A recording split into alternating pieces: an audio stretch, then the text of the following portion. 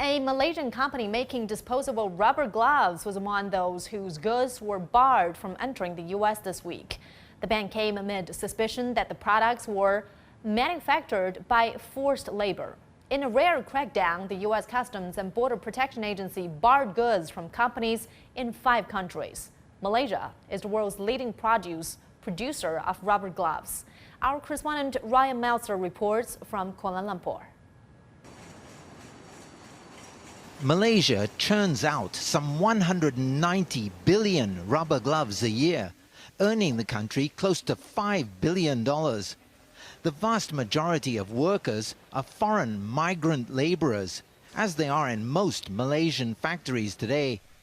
The U.S. Customs Agency says one rubber glove maker, WRP Asia Pacific, has been using what amounts to forced labor and blocked its shipments.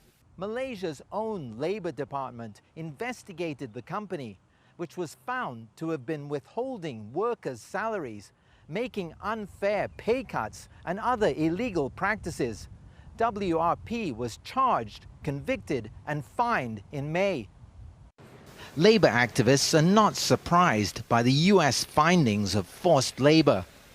The fact that this action has taken place really shows a failure of the authorities here to make use of this legislation in order to protect the workers.